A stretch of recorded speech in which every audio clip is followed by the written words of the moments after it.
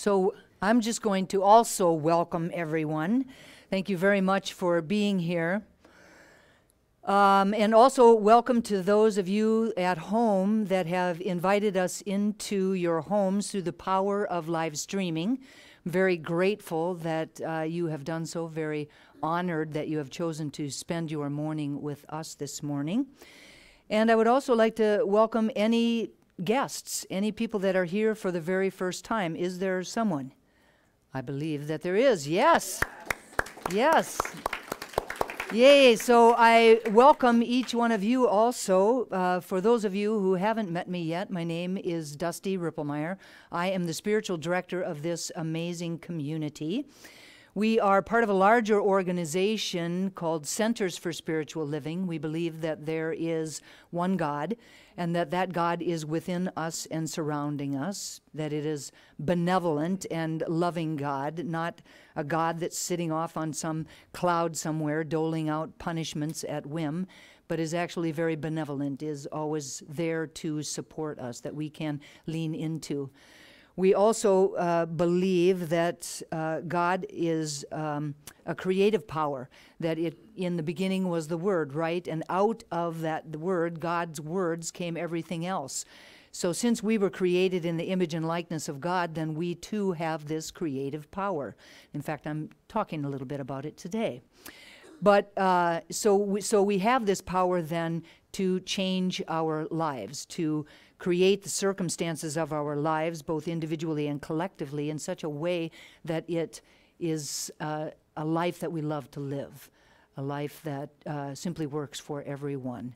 And we come together many days throughout the week to celebrate this truth, to celebrate God and to celebrate each other and to be supportive of each other on this spiritual path. So we're very grateful that you have joined us today. Thank you.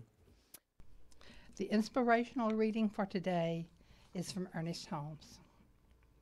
He says, "There is a point in the supreme moment of realization where the individual merges with the universe, but not to the loss of his individuality, where a sense of the oneness of all life so enters his being that there is no sense of otherness. It is here that the mentality performs seeming miracles, because there is nothing to hinder the whole from coming through." So welcome to those of you who may have just arrived in the sanctuary. The theme for the month of July is Revealing Wholeness. And my talk title today is The Consciousness That Heals. Now, in the Bible, in the 5th chapter of James, it says, "And the prayer of faith shall save the sick." Now, what is meant by the prayer of faith is a statement of belief in some power that is ready, willing, and able to do the healing. The prayer of faith is an attitude of thought, a way of thinking, or a movement in consciousness. The rest of the Bible verse says, "And the Lord shall raise him up." Metaphysically, what the Lord means is God as the law. And what it is asking us to do is to have faith in the law, to trust that it works with mechanical regularity for everyone all of the time. Another parallel statement from the Bible is found in John 8, verse 32, which says, "Ye shall know the truth, and the truth shall set you free." Now, if we take these statements, and the prayer of faith shall save the sick, and the Lord shall raise him up, and ye shall know the truth, and the truth shall set you free, we are talking about a definite principle. A definite principle that we can use.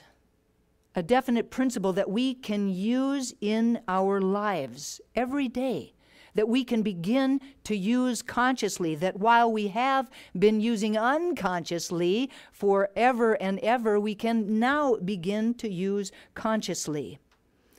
As I said last week, one of the greatest things that we can ever learn about ourselves is that we have power, that we have the ability to affect our lives, that we have the ability to affect the experiences of our lives. I add today that the second greatest thing that we can ever learn about ourselves is that this power can be used to heal. It can be used to bless. It can be used to create anything that we can imagine, anything that we can pray with conviction. Now, in the general sense of the word, faith is to believe in something or someone, to fully trust, to be so confident in something that we can base our actions on what we believe.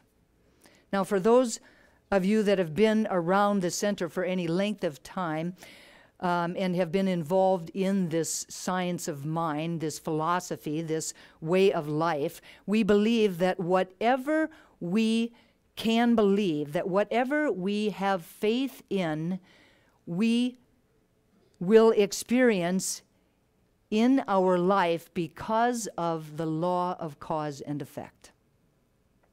Now, this law of cause and effect is immutable. It is invariable. It is unassailable. It is absolute. It works the same way all of the time for everyone with absolutely no exceptions. I mean, no exceptions. Faith supports all of our beliefs. So the question then becomes, what are we placing our faith in? Are we putting our faith in fear, doubt, and worry, or are we putting our faith in a universe that is always for us? We either have faith in love or we have faith in fear. We either have faith in the power of the world of form or we have faith in the power of God. The bottom line is that we have a choice in the matter. So if we have a choice in the matter, then what gets in the way of our faith? What gets in the way of our ability to really be able to consciously use this healing power in our everyday lives? So the first thing that gets in the way of our faith is ignorance. We cannot consciously use what we don't have any understanding of. So the invitation is to continue our spiritual quest to really understand the principles of science of mind, to understand and really embody the core concepts, the spiritual laws of the universe, of nature. The second thing that gets in the way of our faith is doubt. Doubt is an enemy to faith because it speaks with a voice that challenges the truth. And I'm talking about the truth with a capital T. To overcome doubt, we must fill ourselves with the truth. We must fill ourselves with God, meditating on it daily, meditating on it repetitively, meditating on it deeply. The third thing that gets in the way of faith is discouragement. Discouragement is to take away confidence. It is the feeling that everything is wrong and that nothing will ever go right. When we experience discouragement, we are turning away from that which we really desire and instead are turning towards negative thoughts, beliefs, and feelings. The fourth thing that gets in the way of our faith is fear. Fear is a negative emotion based on the expectation of bad things to come. It's rooted in anxiety and in a lack of faith in God and in the law. For me, faith is always a spiritual conversation. Faith is a spiritual force. It is a spiritual substance. And when we have this spiritual substance within us, it communicates to us a certain inner knowing. A certain inner knowing that the thing that we desire the most, the thing that we long for, is already established, even before we see any physical evidence of that having happened. Faith is the substance of things hoped for and the evidence of things not yet seen. The substance of things hoped for and the evidence of things not yet seen. For me, faith is an affirmative mode of thought. Faith says I can rather than I cannot.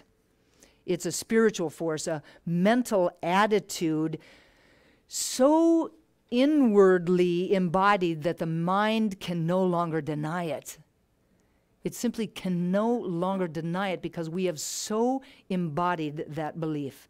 Faith causes us to know in our hearts before we see it through our eyes. Marianne Williamson says, to trust in the force that moves the universe is faith. Faith isn't blind, it's visionary. Faith is believing that the universe is on our side and that the universe knows what it is doing. Faith is a psychological awareness of the unfolding force for good constantly at work in all dimensions. To have faith means to be fully confident, fully persuaded, fully convinced that something is going to occur. And not only is something going to occur, but that we will really, really like what occurs. Fear is just as fully confident, just as fully persuaded, and just as fully convinced that something is going to happen, only it is just as fully confident, just as fully persuaded, and just as fully convinced that we are not going to like it. If we really think about it, we're in this moment, this now, perfect now moment, we're all making it up anyway, so why don't we make up something that we really like? And then really get fully behind it, turn our attention solely to it, and then watch as that thing that we desire actually happens. It's the way that it works. When we are conscious of God's power, it is easy to be courageous and bold. We expect success when we are consciously full of God. The invitation is to stand firmly grounded in the truth of who and what we are at our very core. To see beyond the smoke of our human perceptions to the truth that is behind that veil. That's what's real. That's what's true. Faith is an ultimate source of power to affect the creation of the experience of our lives, but it is completely powerless without our divine choice to set it into motion. Ernest Holmes says, faith has been recognized as a power throughout the ages, whether it be faith in God, faith in one's fellow men, in oneself, or in what one is doing. Those who have great faith have great power. Faith is not trying to believe. It's like not wishy-washy. It's not trying to believe. To say that we are trying to believe is to say that we don't believe in or have faith in God or in the law or in the way that it works. Faith is like having a check. And all that we have to do is hold on to that check, and then we take it to the bank and we present it to the bank teller. And when we do that, we can confidently expect that that money is going to show up in our account. If we throw the check away, I can pretty much guarantee you that money is not going to show up in your account. We must believe that the response is immediately sent when we pray. That is faith. Since we live our lives from the inside out, I thought it would be important that we become aware of our thoughts, feelings, and beliefs about our body, about the body of our affairs, and about what we believe about healing. I believe that some of the beliefs that we have about our bodies are some of the most deeply held beliefs that we have. I also believe that those beliefs hold us back, that they keep us suffering, that they age us more than time ever could, and that they keep us from a quantum leap of creativity that could forever change our lives. In his book, Reinventing the Body, Resurrecting the Soul, Deepak Chopra lists a few of the beliefs that we hold to be true about our bodies. So I'm going to give you a few of those this morning, and I just want you to just sit and just let them wash over you and see how do you resonate with that? Do you or do you not? Number one, the body is a machine assembled from moving parts, and like all machines, it wears out over time. At a certain age, it is our nature to wear out, to come unhinged and to die, and that's that. No one can escape the ravages of time. Number two, the body is at constant risk for contamination and disease. A hostile environment teeming with invading germs and viruses. That's just waiting to overwhelm the body's immune defenses. Oh my. I once told my boss at Duke, I'm a physical therapist, that I didn't believe in germs. And the look she gave me was like, what? And I said, but I promise I'm still going to wash my hands. Number three, genes determine our behavior. And I'm not talking if somebody's wearing a nice pair of 501s. That's a different kind of behavior altogether. Genes determine our behavior. They are programmed to tell the body what to do. What this sounds like is someone saying, all of the men in my family have died at a heart attack at an early age, or all of the women in my family have been diagnosed with breast cancer, and therefore, so will I. Number four, suffering is necessary. It's a part of reality.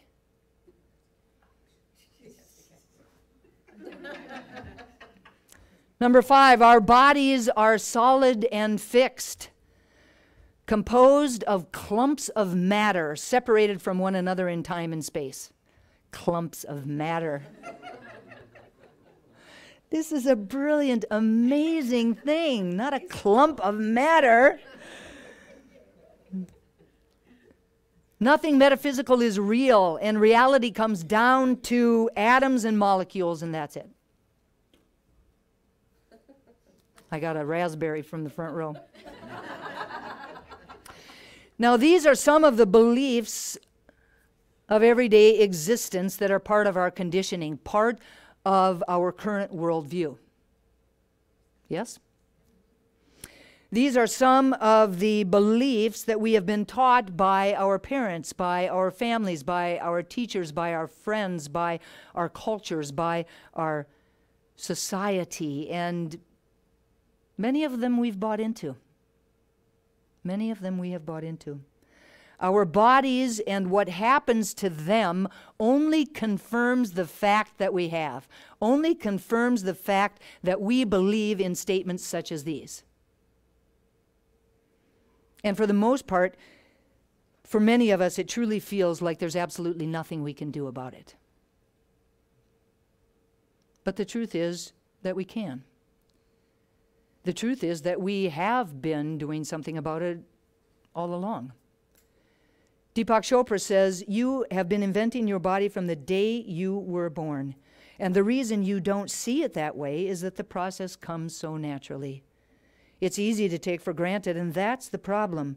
The flaws you see in your body today aren't inherent. They aren't bad news delivered by your genes or mistakes made by nature. Your choices each played a part in the body you created, either consciously or unconsciously. Our bodies are constantly changing. It's like a river that never stays the same. We're not hardwired.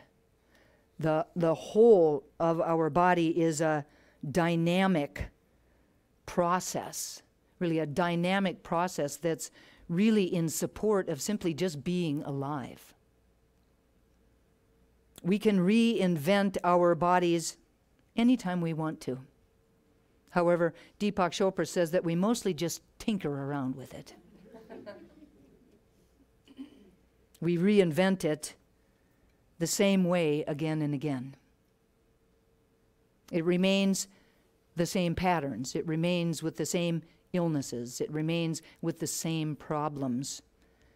And the same is true of the body of our affairs when we're just trying to move around the content, right? To do things differently by moving around the context of content of our lives rather than dealing with the context. So to really uncover this miracle of life really requires a dramatic paradigm shift in the way that we are thinking about ourselves and about our lives. In his book, Deepak Chopra talks about 5 breakthroughs. 5 breakthrough ideas regarding our bodies that can lead to transformation, that can lead to healing. Now, I'm sharing just a few of them with you this morning. The first is, you ready? The first is your physical body is an illusion. I think that this is one of the hardest ideas to embody. Our 5 senses just seem to confirm otherwise, right? Our 5 senses seem to confirm our physicality. The science that we have ascribed to for so long, right now, Newtonian, right? That science that we've ascribed to for so long, that we've held in race consciousness to be the truth, spoke about the material aspects of our world, including our human bodies. Yet through quantum physics, we are looking at the world and at our bodies in a very different light, in a very different way, through a very different lens. Deepak Chopra said, if you could see that your physical body is an idea in your mind, if you could see that your physical body is an idea your mind is stubbornly holding on to, an enormous breakthrough would take place.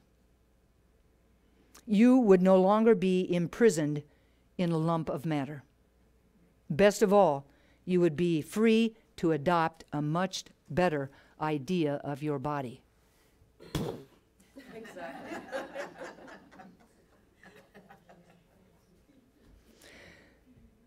To create a new body, we must understand that we can change our bodies in consciousness.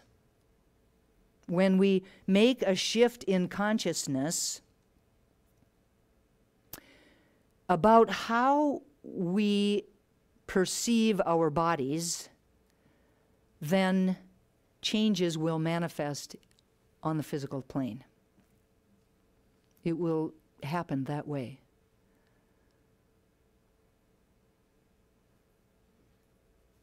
Another breakthrough is that awareness has magic. If we want to change our bodies, a change in awareness must come first. Awareness acts like an invisible force, and in fact, that awareness is the most powerful force that we have in our bodies, the most powerful force that we have in the body of our affairs. Our body and the body of our affairs responds to our awareness. It responds to whatever we turn our attention to. Whatever we put our attention on shows up in our lives, in our body, in the body of our affairs. The truth is that our bodies are aware of everything. Each and every single cell knows what we are thinking. Each and every single cell knows what our moods are. Each and every single cell knows where our deepest beliefs lie. Not all awarenesses that we have are healing for the body. An awareness that is limited by fear, doubt, worry, anger, insecurity, resentment, judgment,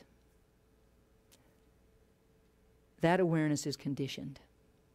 And conditioned awarenesses do not heal the body or the body of our affairs.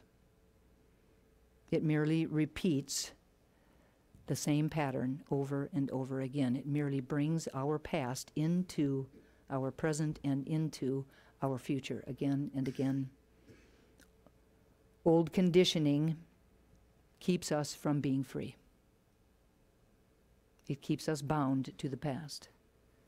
Because time and time again, we will then fall into our old patterns that have, are like a path through a big grain field, right?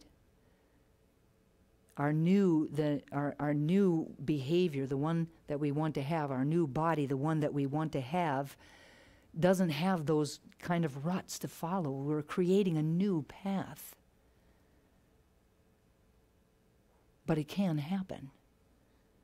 We can create new neural pathways. We can create new ways of being in the world. Another breakthrough is you can improve your genes. The general perception is that the body that we have is a product of our genes. And we've all been told that we can't change our genes. However, the truth is that just like our physical body, DNA is made up of energy, and we can change its energy. The key to switching genes on and off is awareness. That thing that underlies all of our behavior, all of our thoughts, all of our feelings, all of our beliefs. Just a seed of desire or a seed of intention is enough to affect DNA. They're doing studies now that show this, that prove this. This means that our fears, expectations, relationships, lifestyles, and habits all play a really significant role in our body's makeup, in the makeup of the body of our affairs, right? And we have dominion over that. What I want each of us to understand is that within us there is a level of awareness that is not conditioned. And that the distorted energy of our past can be brought back to its normal, healthy state by really trying to access, not even trying to, just doing it, for gosh sakes. Just access that inner awareness, access that inner divine intelligence that is within us. As we change our awareness, our energy changes. When our energy changes, our bodies change. And when our bodies change, we begin to heal. The truth is that the person who can think can heal. The person who can think can heal. This truth applies to each and every single one of us. Healing is a part of our nature, not because we want it to be, but because that healing power was imbued within us the moment that we arrived on the planet. Healing is the power and nature of God itself. And because we were created in the image and likeness of God, then we too have that healing power. We partake of God's healing power whenever we think. The place where this power resides is within our consciousness. The power and our faith in it is the consciousness that heals. Charles Fillmore, the Unity founder, in his book Teach Us to Pray, says, the first move in all healing is a recognition on the part of the healer and on the part of the patient that God is present as an all-powerful mind, equal to the healing of every disease, no matter how bad it may appear. With God, all things are possible. Our basic premise is that there is a state of consciousness that heals whatever is brought into its perception.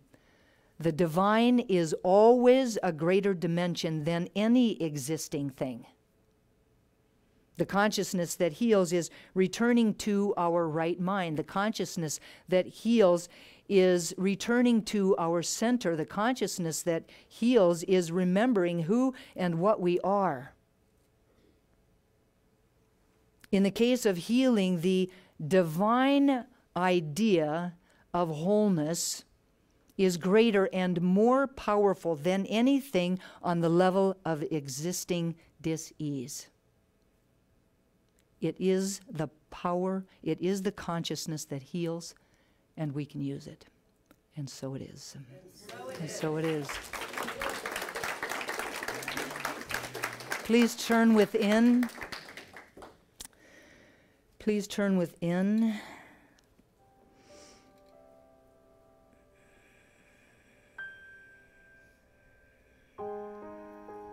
And open your hearts and your minds to this new idea.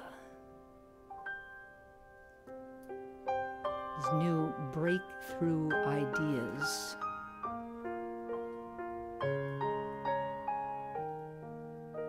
These ideas that come to us by way of our own inner wisdom. That space and place that I call God, that is at the core of my being. It is that which heals me, that which unites me, that which guides me, that which guards me, that which supports me. Right where I am, God is in its wholeness and in its fullness. And what I know about God is that this just can't be true for me. It has to be true for each and every single one of us. So each of us is a unique and divine expression of God, and ambassador of its presence on the planet. And it's from that place of unity, connected to each other and to life itself by this golden thread of God's stuff that weaves itself throughout all of life, that I speak this word of prayer for each of us individually and collectively. Truly knowing that we are spiritual beings having a human incarnation. That we have within us, imbued at the time of our arrival on the planet, this power for healing. That as we align ourselves with it, as we remember the truth of who we are,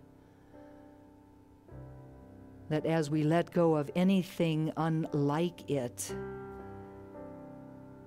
looking within and finding all of those hidden beliefs that get in the way of manifesting the life that we'd love to live.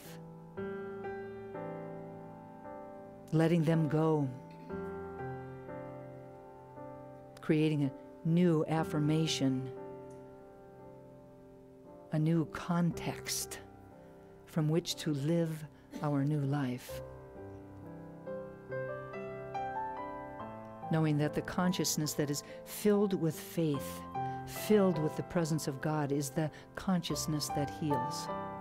And so I claim ease and grace for us around having that consciousness, around living our lives from that consciousness, supporting each other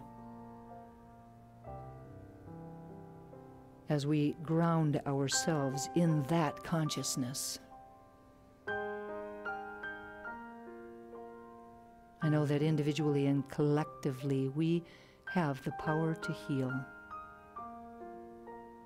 and that we do it in co-creation with that power and presence of God that is within us and surrounding us.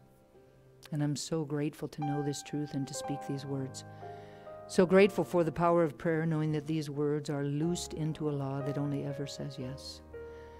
That my words are clothed in form even as they are spoken. And so I speak them and I release them with confident expectation of their manifestation.